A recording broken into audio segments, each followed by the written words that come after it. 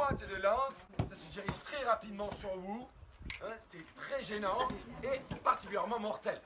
Hein, si vous recevez une pointe de lance en plein visage, hein, on est content du voyage. Grâce à cette lance, on peut surtout se maintenir à distance de la gueule. Hein, on présente le tranchant et on vient tirer pour faire de grandes entailles. Alors ça ne tue pas forcément. Et cette fois-ci, on peut s'adapter aux différentes distances de combat. Si le Romain arrive à casser la distance, en temps normal, avec une lance à deux mains, on est bien embêté. Hein, utiliser la hampe de sa lance n'a aucun intérêt. Or, ici, de l'autre côté de cette lance, on a un talon métallique qu'on peut donc utiliser à plus courte distance. Ni un javelot, ni une lance. Un javelot, c'est léger, hein, ça a le point vers l'avant pour qu'on puisse le lancer loin et bien retomber sur la pointe. Le pilum est trop lourd et un bois qui vient trop au centre pour être lancé à longue distance. Lui, si on le lance comme ceci, il va retomber sur la hampe. Aucun intérêt. Oui, comme ça, merci Caius. Le pilum n'est pas non plus une lance.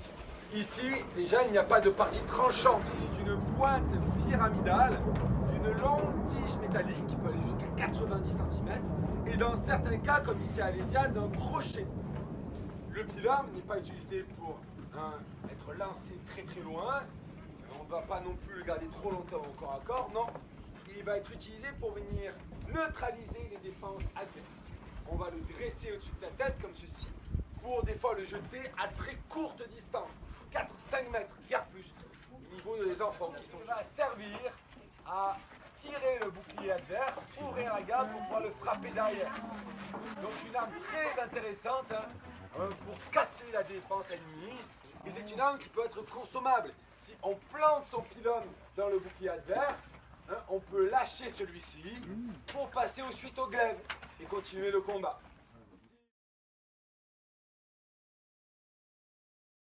Notre aristocrate que nous avons ici va donc manier son épée. L'épée celte est une arme bien spécifique. La lame est droite, tranchante, la lame est fine, très souple et légère. Une épée comme celle-ci ne fait jamais plus d'1 kilo. En général, on est autour de 700 grammes, 1 kilo, grand maximum. Car cette épée, pour être efficace, doit être maniée avec vitesse. On va faire de grands mouvements. Ici, on va naviguer autour de son bouclier. Et c'est comme ceci qu'on va pouvoir trancher les membres adverses. Donc cette épée, il ne faut surtout pas la confondre avec le glaive romain.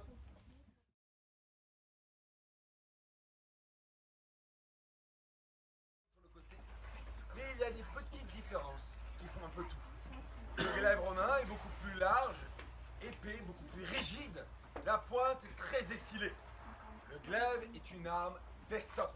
On vient frapper avec la pointe son adversaire pour le percer de nombreux trous. La lame doit être rigide pour pouvoir frapper dans les boucliers ou dans le crâne d'un Gaulois sans plier. Le problème, c'est que sa rigidité peut se retourner contre elle. Si on commence à frapper de taille, elle risque de rompre, de casser. Et en plus, je vous rappelle que les Romains ne sont séparés que d'un bras dans la Légion. Si on commence à manier son glaive tel une épée, ce sont les camarades qui sont autour qui risquent de prendre des mauvais coups.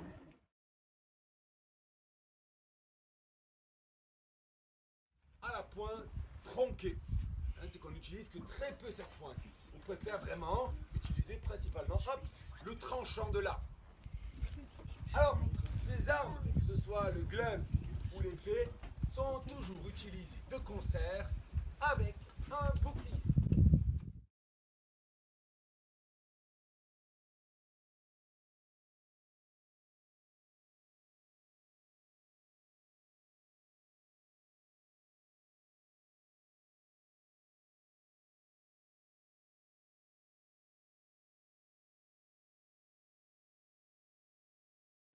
Alors qu'ici, il reste bien plat. Ainsi, on utilise ces deux boucliers très différemment. Le bouclier romain, on va l'utiliser de percussion. Hop, on tend le bouclier, il reste dans l'alignement du bras, et ainsi on maintient son adversaire à distance, ou on le frappe violemment avec son bouclier.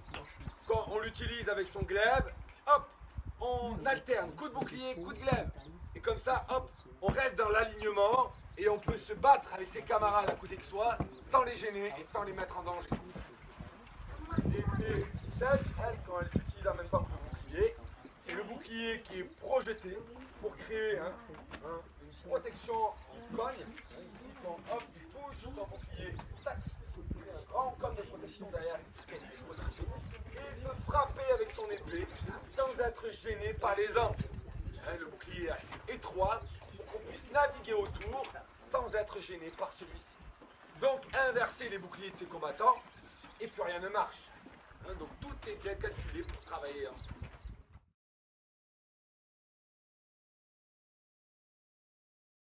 On va en couvrir le haut du crâne.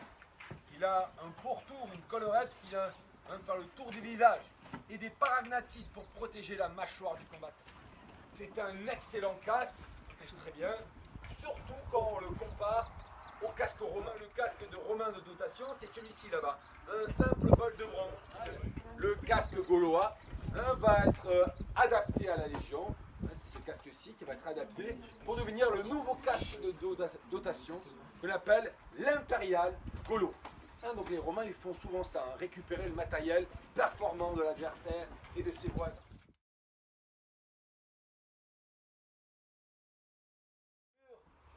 Est assez ancienne puisque la plus vieille date du 4e siècle avant notre ère du côté des Helvètes, des Suisses. Cette cotte de maille est très performante pour arrêter le tranchant des armes. Il peut prendre un coup d'épée ici, nul crainte. Par contre, son prix est très élevé. 10 kg d'acier, 30 000 anneaux, des centaines et des centaines d'heures de travail pour un forgeron gaulois. C'est vraiment une armure réservée aux combattants les plus fortunés.